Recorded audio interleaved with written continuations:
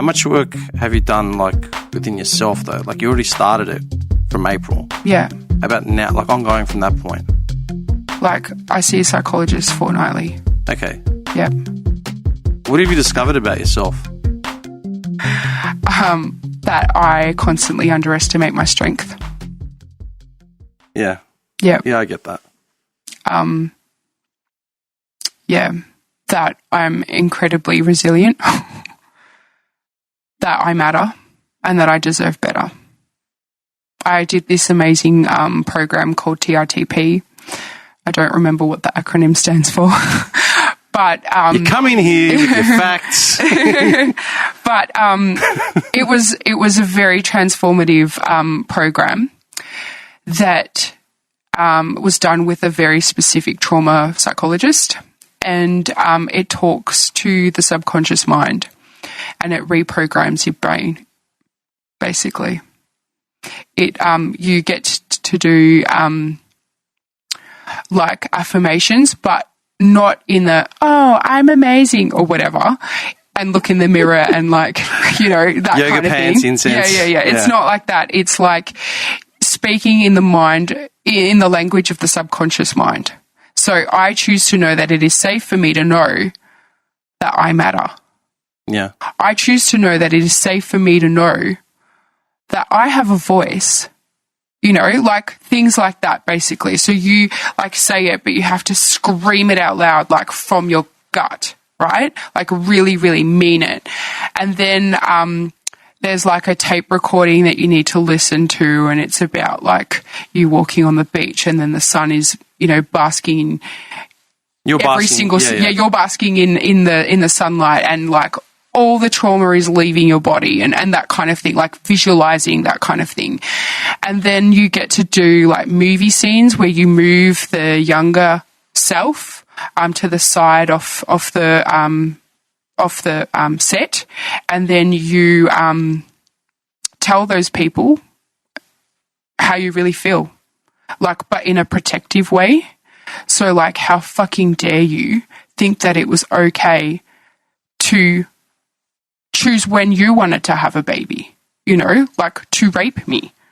How fucking dare you, you know? And, like, you get to do that to the person, and they can't respond or anything like that in this movie scene. You, like, do it like that, and it's really powerful, you know, because you're imagining doing this and saying this and finally standing up for your younger self, whether your younger self is a day or, you know, 10 years or whatever. Like, you're moving that person away, and then you get to reassure them and tell them how much you love them, and then they dissolve into you because they've always been a part of you. And that's one of the sessions. But it's really, really, like, I did it and I shifted. Like, I could feel this shift in my brain, like, energetically. And I'm so much happier after I've done this. And I feel you know, more empowered to speak my truth. And, you know, recently, like, when I spent some time with him and he was questioning my choice of daycare centre and lamenting the fact that the child is no longer at a private school early learning centre, and that he thinks that he's behind in his phonics. I was saying, well, you're making it sound like it's all my fault for moving, and that is really shit of you, like, to frame it that way. So I never had the power to stand up and say that, like, you know, so I feel like that process has been amazing, and that, you know, me just saying that to him. How do you take it?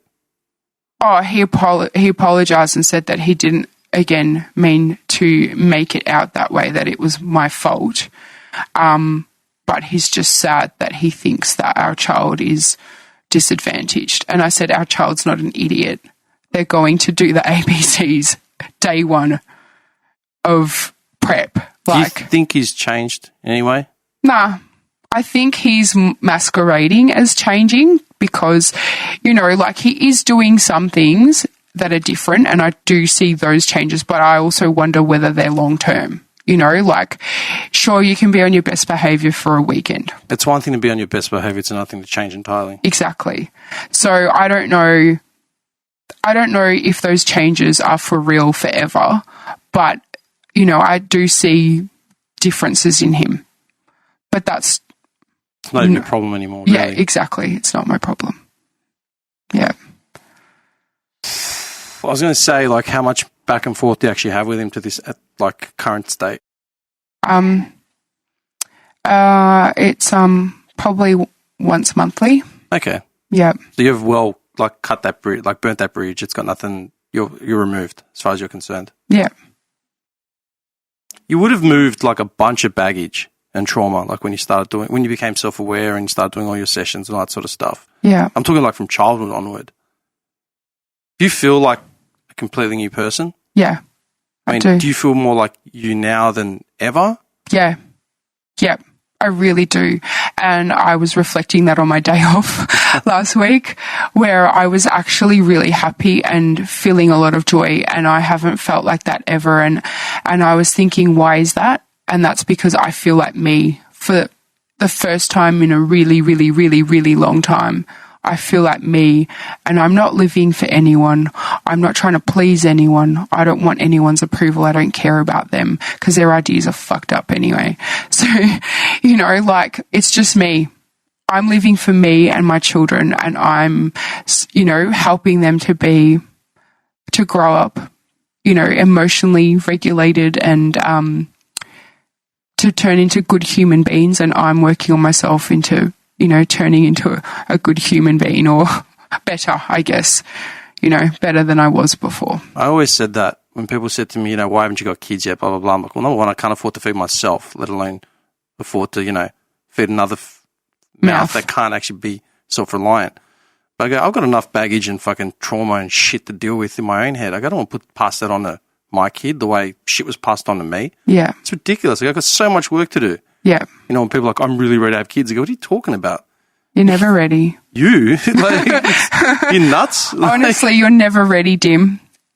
You're never ready. And if you do it and it happens, then it happens. But you've just got to deal with it the best way you can. And I feel like at least like I'm protecting them by taking them out of that toxic environment, and I'm doing the work while they're still young, so I can, you know, not pass on that shit to them and help raise better kids. I was going to say, what were you doing on your day off when you had that revelation, basically? Oh, trauma psychologist. I had a session. You just came out of it or something? And yeah. They're good moments. Yeah. You know, I had the problem of, like, I've done a lot of stuff, you know, things that I just took for granted. Not didn't take for granted, but I just thought everyone did them. Yeah. You know, like, I've done, like, you know, without going into, like, my whole sort of CV and personal history, but it's like, you know, someone pointed it out to me, you know, like years ago. Like, you've travelled to most countries that some people have never even heard of. You know, you ran a media company, you did short films and music videos and ads and shit that won awards. You know, you've done like a lot of shit. Like, you haven't just sort of sat on your ass, had one job since year 12. Do you know what I mean? Yeah, yeah. And I just took it in stride. Like, yeah, whatever. Like, that's what everyone does. That's what everyone does. If anything, I haven't done shit because I've got nothing else to show for it. I'm always back at square one within a couple of years, like all that sort of thing. Yeah. But then I've said it on this podcast. I've said it to people that I generally sort of, a lot of people in the last sort of 12 to 18 months that I actually hadn't caught up with in years. You know, they hadn't seen me in like a good decade or something. It's like, shit, you know, how you been? And I bring up, like, you know, what's happened, you know, last 3 to 5 years or whatever. And they're like, you know, you're all right, this and that. Like, how you actually going? And I'm like, you know what? I go, given everything that I'm actually going through or has happened in the last, say, 2 years to 3, I'm probably in the best place mentally. You know? Probably in the best place mentally where it doesn't feel hopeless. Yeah. Where you're not waking up in a dark cloud every day. Like, you have your shit days, but anyone with mental health issues or anxiety knows what that cloud is, where it's like, there is no point getting up. There is no point getting up out of bed. You know, genuine suicidal thoughts don't come anymore. Yeah. You know what I mean? Yeah. This was probably, had to have been before I left to go overseas, so probably a month ago or something. I think it was right before the weather turned to shit. and it was still half decent.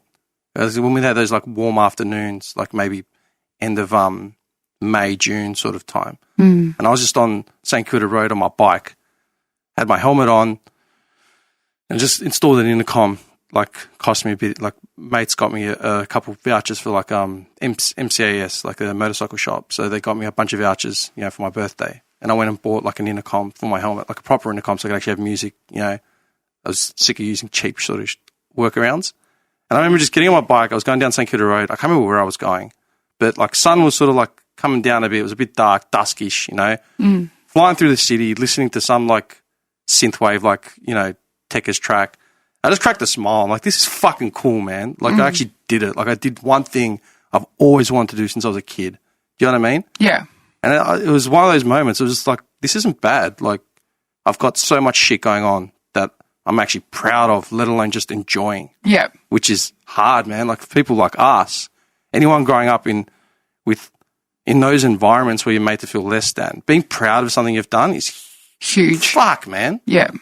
You know, So actually being huge. proud. Yeah. Not just grateful, you know, or you should be happy. It's like, I don't want to just be happy. My mum like has a habit of like writing little quotes on like if she's giving me a birthday card or a name day card or something, or like, you know, even if I've gone to her house to do something or whatever, and she's giving me like the doggy bag to go away with, she'll leave me a note. Oh. Yeah. And one of them that I've saved, I can't remember when she gave it to me, but it's been on my fridge for about 2-3 years now. And it says something, I can't remember who the quote's by, but the quote is something like, happiness comes from using your potential. You know?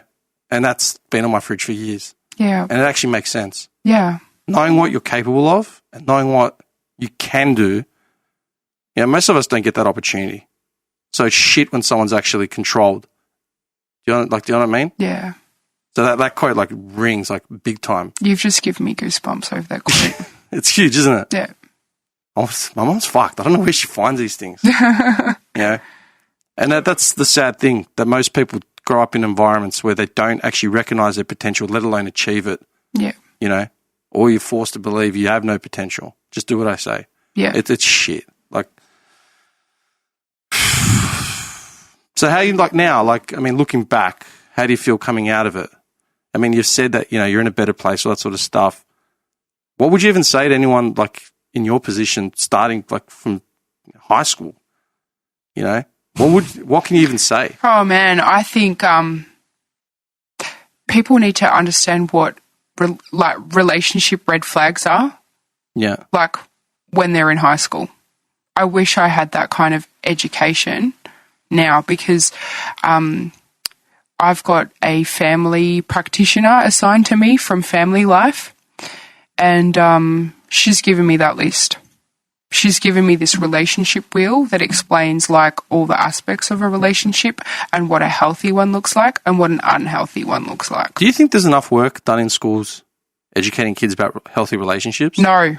Because I know we didn't have it, like when I was in high school. I don't think so. We got the sex ed talk with like, you know, the cucumber and the Connie. Yeah. And that was it. And consent? Did you get talked about?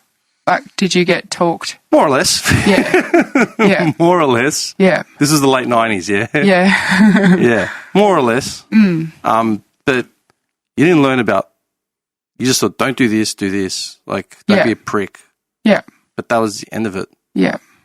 You never learnt about what toxic relationships were. No. I know. And I think they really should be teaching people about that. Since domestic violence is such a problem in our society, we need to explain that to our children, like relationship red flags. Yeah. Yep.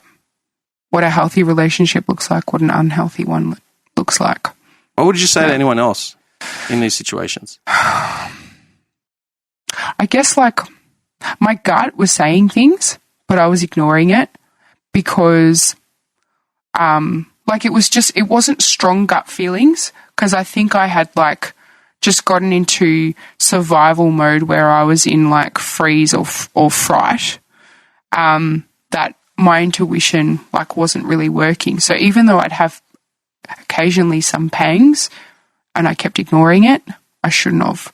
So if your gut is telling you something, even if it's a little pang, because you are so traumatized that you've like dumbed your intuition down, take notice, investigate, get curious about why you're feeling it, and then and go get a mental health care plan from your GP and see a psychologist.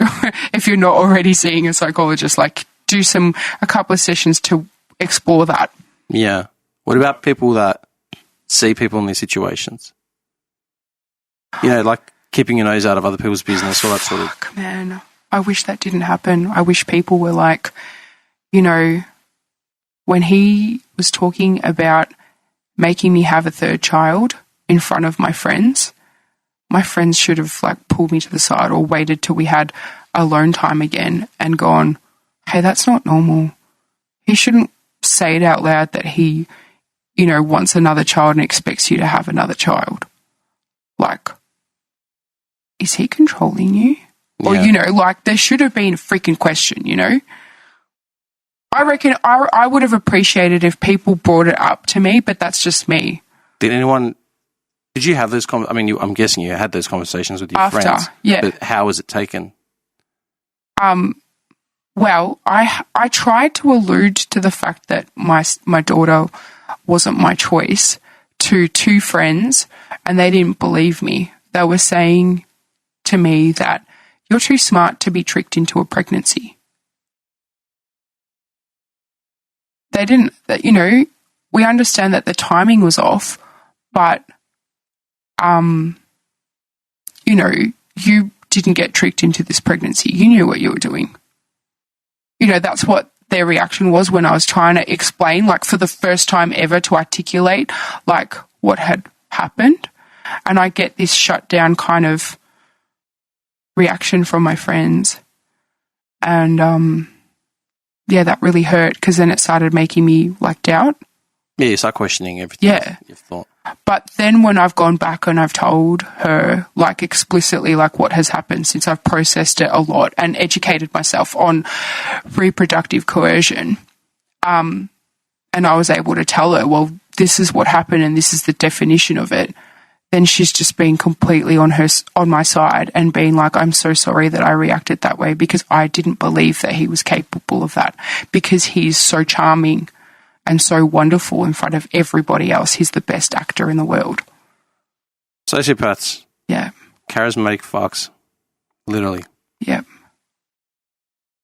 It's weird because like I had, I think I glossed on it with you. Like I had a situation where a couple I knew who I've known for, you know, one of them I've known since I was like 15, so, you know, 20 odd years. And then her partner I've known as long as they've been together sort of thing. You know, been at their wedding, like we've partied, like I've known them for years, you know, and they had a child, but there was a really toxic relationship, substance abuse issues, like all types of shit. It just was not right to the point where she was starting to get banged up on, and I got a lot of calls, you know, really late at night. Hey, I need to like I'll go down, pick her up, go for a drive, go to the beach, vent, like what's going on. And then when she was starting to get banged up a bit, I'm just like, nah, man. I go, why are you calling me? Call the cops. Like, this, what are you doing? Yeah. Then the excuses would come out, all that sort of shit, until, like, I put a bar in it. Like, look, man, I can't keep doing this. I go, you both need help. Like, this is damaging, like, to both of you, to your kid. Until I actually did call the cops, sent them round, and then cops put an AVO out immediately. Yeah. Like, no question. Yeah. Do you know what I mean? Yeah. And it's for the best. I felt no qualms about, like, did I do the right thing? It's like, yes, you did. There's a child involved, yeah, that could easily be ridden off the road one day, or just seeing her, you know, its parents brawling. That's not an environment for a kid. Okay, you want to write yourselves off, do it, but that's not right. That is a form of child abuse. Yeah, it is. Yeah, 100%. The child 100%. Yeah, I don't know. You did the right thing, definitely. Yeah, no, I know. Yeah. Yeah, and now when I hear like slight stuff like this, I don't really hesitate in just drawing the bottom line. Like I've had people question me. Like I have friends, like I said before, like friends message me or call me, say, hey, is this something that would normally happen like in a relationship? I'm like, no, that is definitely not the norm. Yeah. I'm like, well, what do you think? I'm like, well, to be brutally honest, It's this, you know. Yeah. Look, I know that's not the intention. I'm like, it doesn't matter. Like, that's what's happening, man. Like, you know, and these are people that I respect and love. Like, they're friends of mine, you know. And it's like, I'm not trying to get anyone in trouble. I'm trying to save you from yourselves. Yeah. Before some serious damage is done. If you haven't already done non-reversible shit, you know, you've been together 10 years, 5 years, whatever it is. Once you go down that, like, path, like, it doesn't irritate me, but I find it so surprising when I meet totally wholesome people that have had great upbringings, good families, good careers, no dark demons. You know what I mean? Mm. Like, everyone's got their personalities, but it's fucking, like, it's like a breath of fresh air, man. And then, like, you start questioning it, like, is this for real? I'm like, no, it actually is. They're good people. Do you know what I mean? Like, good people do exist. Yeah. Normal people exist. Yeah. It's not all just tumultuous shit. Yeah. That's why, like, I'm really sort of, especially with DV stuff, I'm like, nah. Like, I don't care who it is. Like, it's not right. It's just not right. Not in Australia, for fuck's sakes, in 2022. You know what I mean? Like, we're not living in the 50s. Oh, Dim, if only you were my friend and you saw this earlier, you would have saved me earlier. Yeah. That's what I'm saying. Like, you know, what would you say to other people, you know, as far as stepping out and saying something? I think I would have a private conversation with that person now and say, look, I'm not trying to like, you know, paint someone with the wrong brush or anything like that, but I just want you to be aware and I want you to notice how many times, how often is this happening and how does this impact on you, because it kind of looks like this to me. And maybe you should go educate yourself on this topic and have a think. Yeah. I've got in the hole. I think I'm not going to be as, like, brutally honest as you, like, in the terms of, like, how short and sharp you are. But if I see with my friends like that, then I think, you know. You won't think it is. I think it's because I've wasted a lot of my own time. I'm serious. Trying to save people? No, trying to save myself. Oh, yeah. But not even saving myself, trying to save other people without actually recognising what's going on in my life. Yeah. Don't take my advice. Don't look at my life. My life's a fucking mess. Do you know what I mean? Yeah. I think that's why I'm sort of short and sharp with a lot of shit, because I don't sleep. I don't have time. I work a lot. Yeah. And I work a lot. Someone said to me, why are you working so much? La, la, la. Like, what are you trying to achieve? I'm like, I'm making up for lost time because I lost out a lot playing second fiddle to people. Yeah. Investing in other people when no one gave a shit about my own interests. Yeah. Being controlled. You know, I remember even in late high school, man, I was controlled by someone. And I remember I finally had enough and basically came up with a plan to get the fuck out. And it all basically worked out to a payoff, basically. Yeah. And I remember after making this payoff, got on the train to head back to the hood. And as soon as I got onto the train, I had the biggest smile on my face. Biggest form of liberation ever. Yeah. Like, this is the best. I'm free. And that's something I've always wanted to be since then. Even now, I don't want to be bound by someone's logic when I know that it's completely illogical. Like, that makes no fucking sense. Yeah. I'll look into it, but that makes no sense off the bat. I need to read more because this is bullshit. I don't buy what you're fucking telling me. I think that's a big thing. You know, I'm making up for lost time because I want to actually just be content. Yeah. You can't just be content if you've been thrown bread, you know? And back to that quote, you know, happiness comes from using your potential. Don't tell me that because I've got a roof over my head that's enough to be content. Yeah. How did that roof get there? Do I have choice of where that roof is or what's in it, what's under it, when I can leave? I'm not just going to be happy just because I have a roof over my head. Fuck off. Prisoners have roofs over their heads. You know what I mean? Yeah, I know what you mean. Yeah, I don't know. But that's just me. Anyway, is there anything you'd like to add as a final thought? Because I've kept you for 2.5 hours. Oh, shit. Yeah. Babysitter will get upset. No, I think that's it. Like, we've discussed everything that I can think of. I mean, I still haven't gone down the formal pathway of, like, formally, legally cutting ties yet. Yeah. And so, like, I can't really give any insight on that perspective or on that so what side you're of saying is things. touch base in a year. Yeah, wow, yeah. I mean, yeah, that would be okay with me. But I wouldn't imagine that's really important right now because your first step was getting oxygen. Yeah, that's right. Yeah. Learning how to live, live and stand on my own 2 feet and find the gas company and the electric and pay the bills and all that kind of stuff. Like, that was very scary, but it was empowering. And I feel for the first time in my life, I'm an adult. Yeah. Yeah. So doing all that, like, that's just what I guess the first 6 months of my life was, my new life. And I made a promise to myself to be brave and speak my truth. Doesn't matter how scared I might feel, but I need to stand up for myself more and speak my truth. And I've been doing that since January, and I feel so much happier for it. What do you reckon was the scariest thing stepping out again? Like, all up. Like, what do you reckon? Because I hear the same sort of things, I don't know what's going to happen with the kids. I don't know what we're going to do about money. Like, I can't leave, or I can't do this, or I can't change that. It's always revolved around money somewhere because people automatically equate that as being the one thing they need. Because if they don't have the support system there, that's like, well, we can't leave or make a change because we're going to be out in the cold, especially if kids are involved.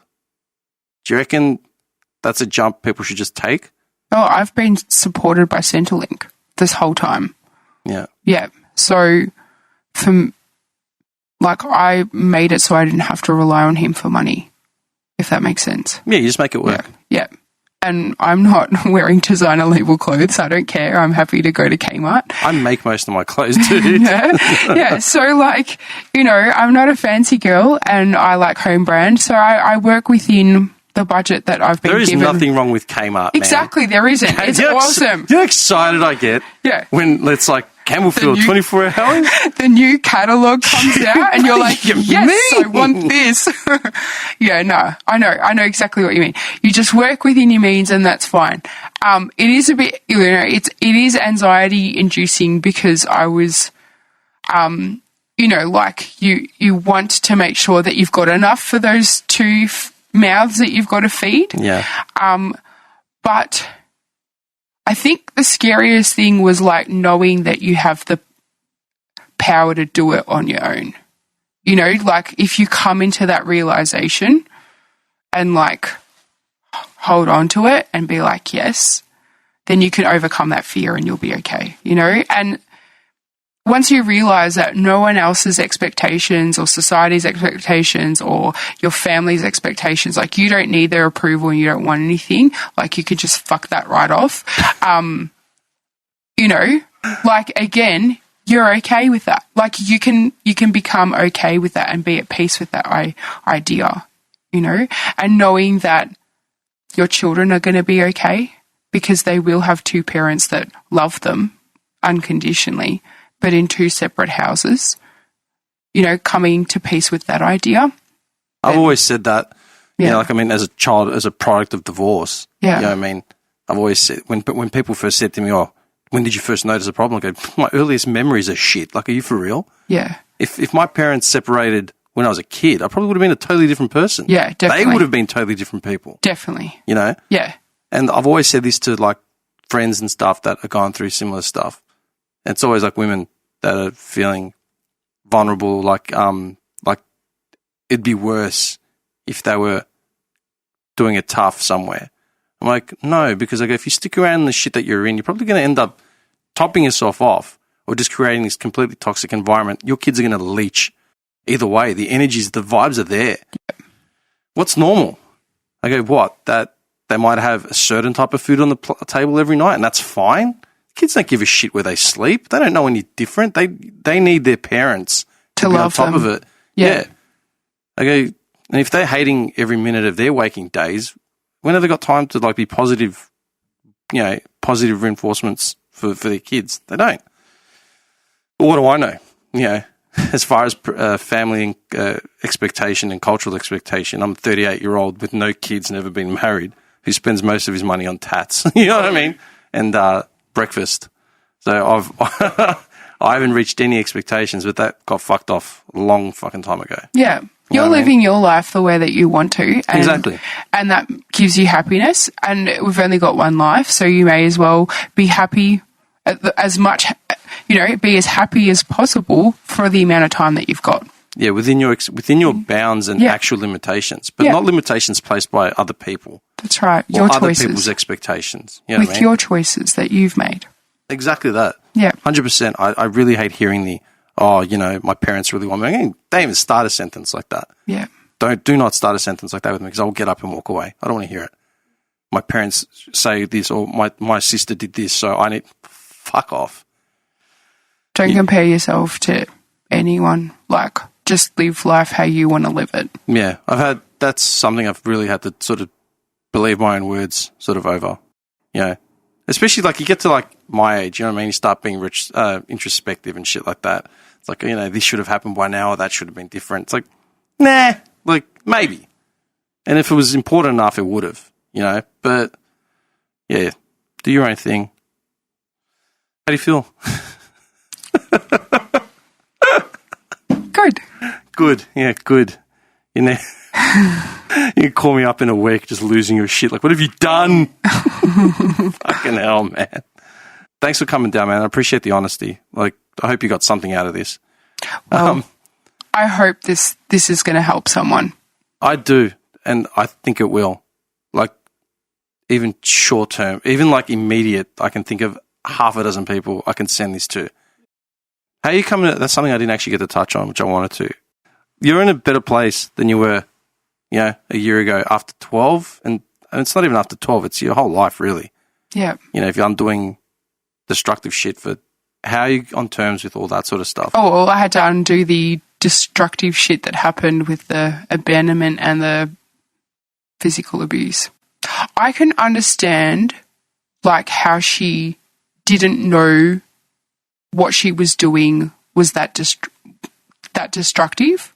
Maybe she knew it was destructive to a point, but she didn't understand, like, the whole depth of it because she never went to school. She's completely, totally uneducated and she's come from a village. Yes. Yeah. Yeah, you know what I mean. Yeah, right? I know. So, but you can't make those excuses for her, like, I have a feeling that she was incredibly traumatized as a child too, right? So she would understand, like, what she was doing, but maybe she just didn't have, when you're in a rage and you're uncontrollable. Yeah.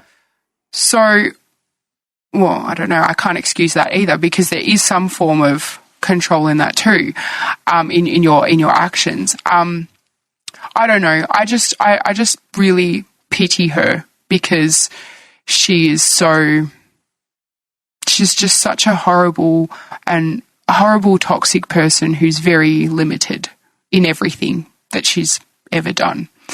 And, I just don't engage with her. It's just better not to talk to her about it. But it's funny how, at Easter, people like my cousins were like, oh, go talk to her. She's here, and I was like, no, I don't need to talk to her.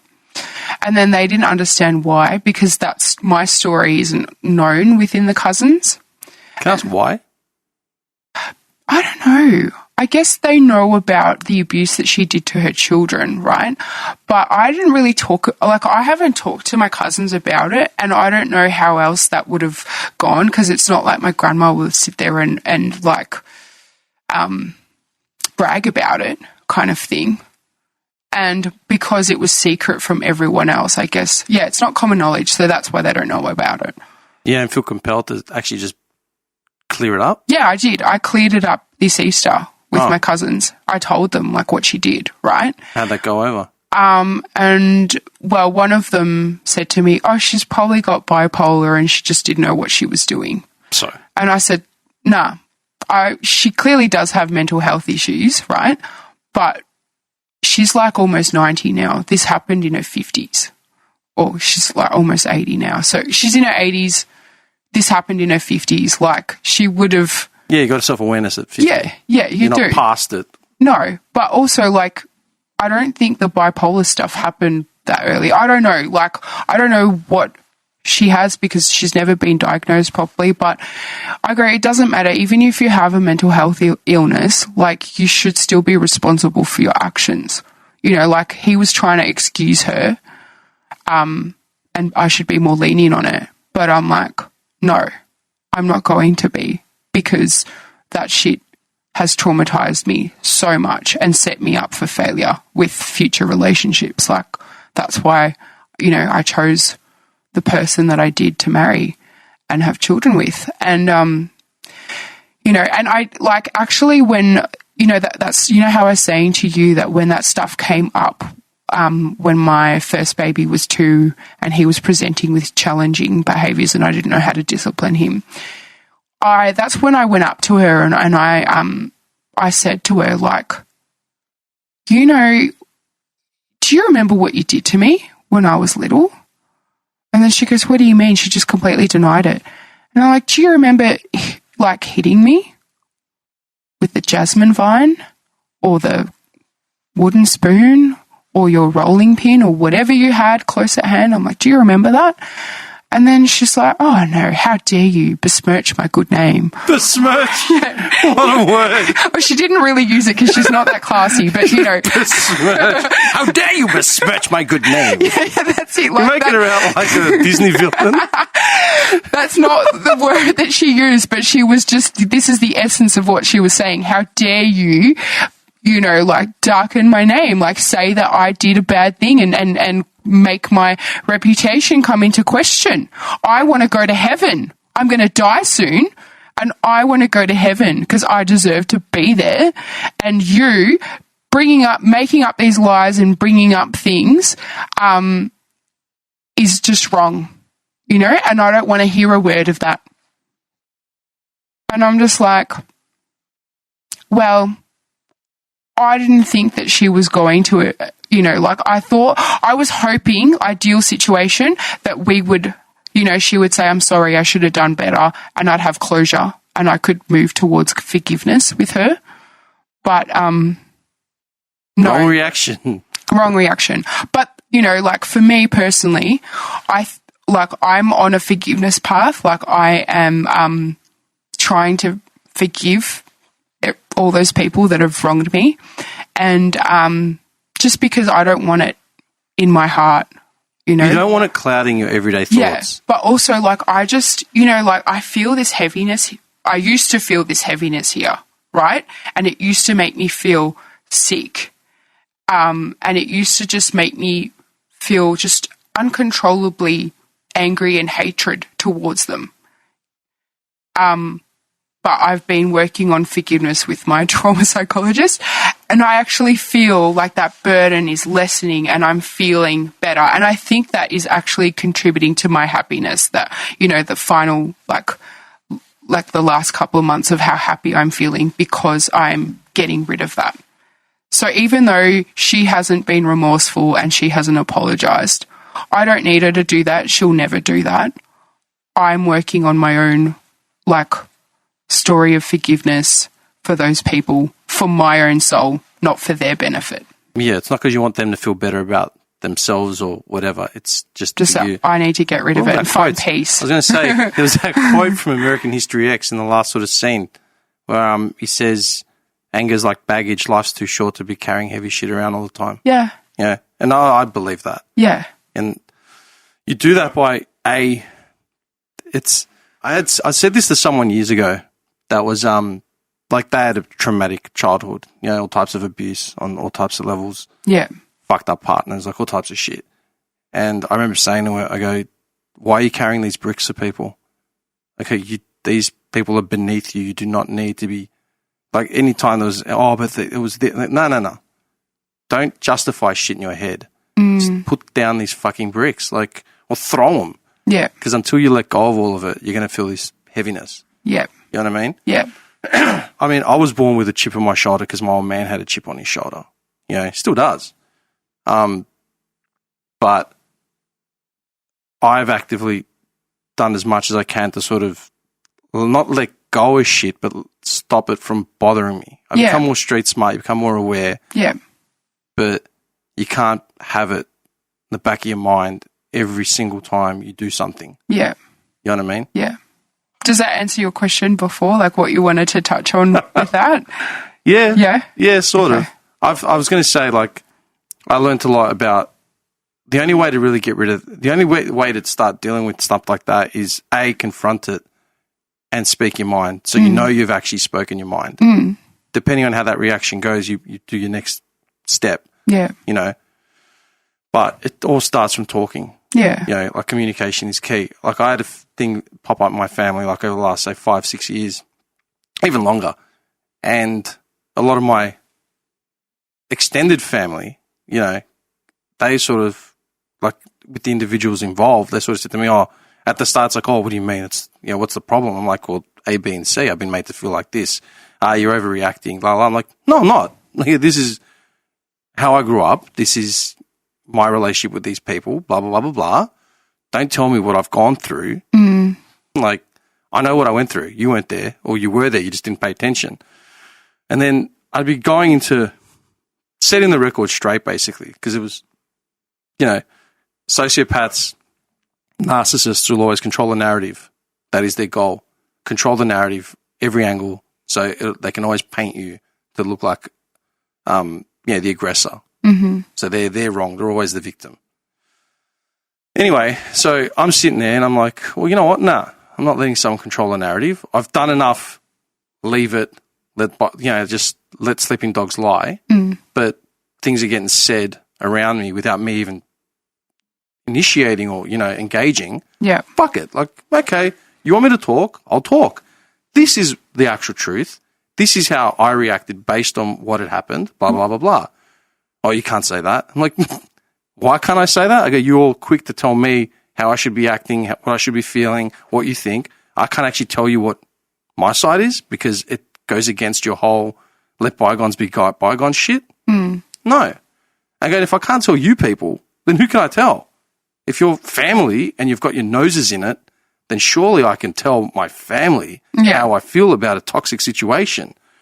Okay, mate, half the shit you're telling me and half the shit I'm telling you, if this was anyone else outside of this circle, you wouldn't have a second of it. So why the fuck should we just eat humble pie and just choke it down because it may upset the status quo? Like, piss off.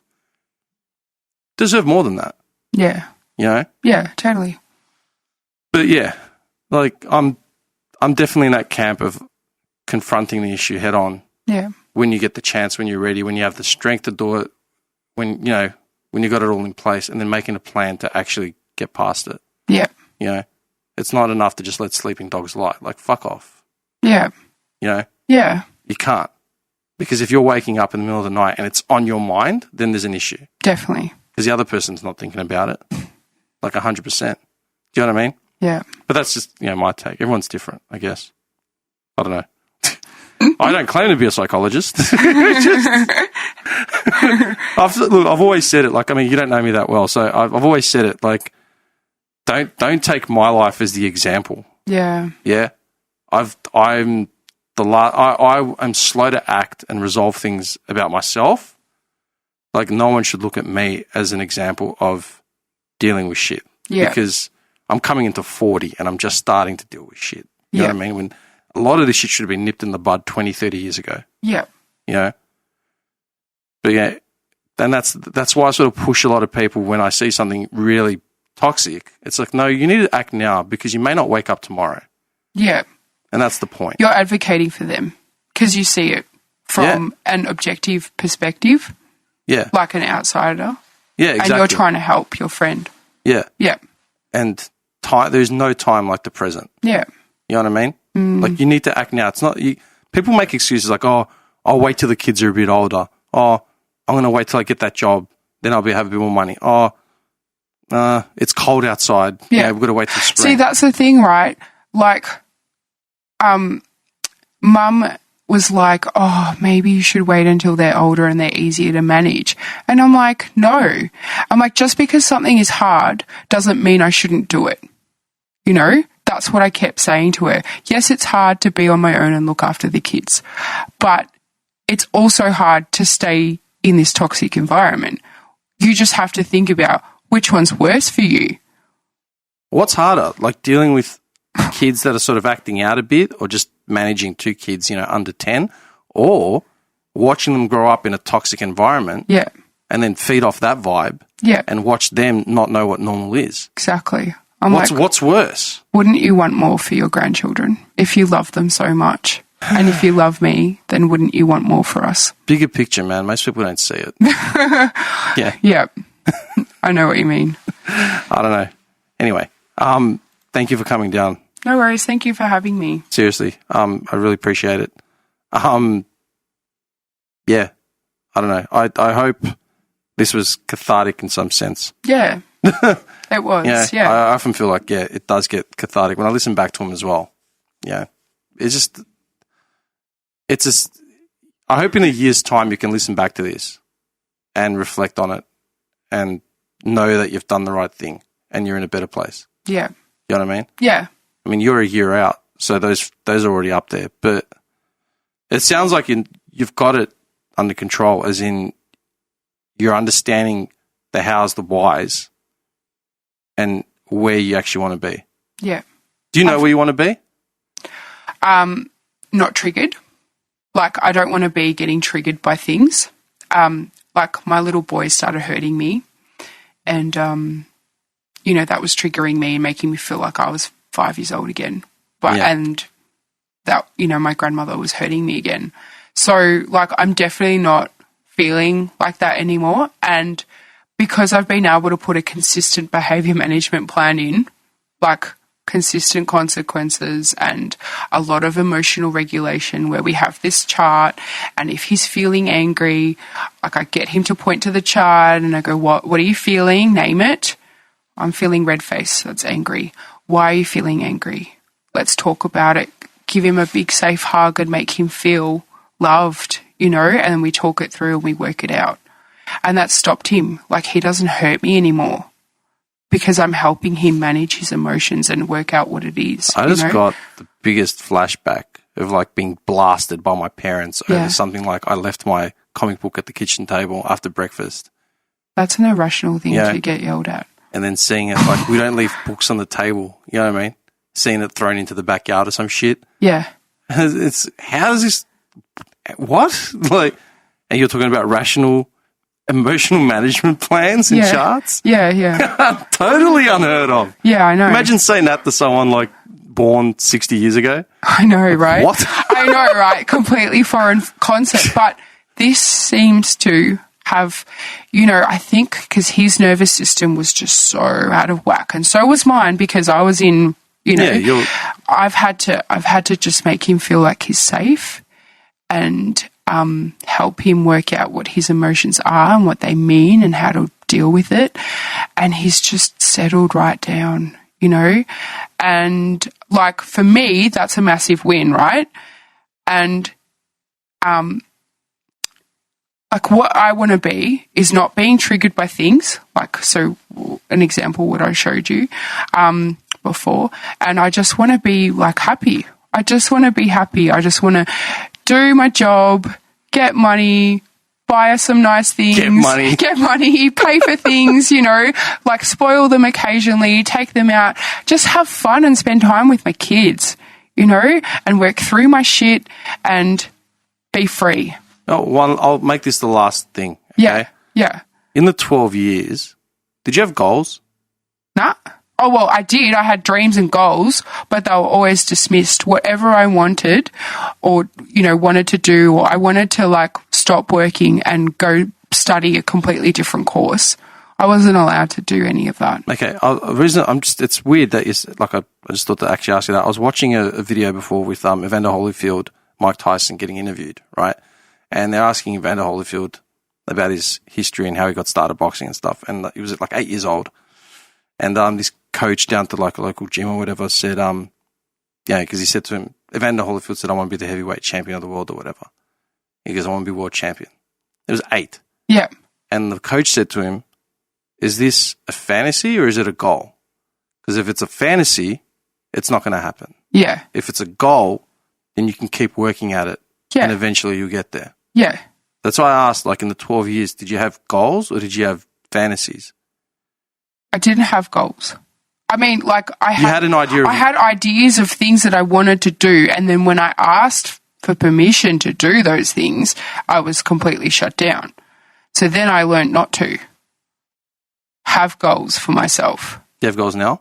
Yeah, I do. All right, man, relax. Yeah, relax. I have lots of. Just became more animated than when you walked in. Oh yeah, because I'm really happy. Like,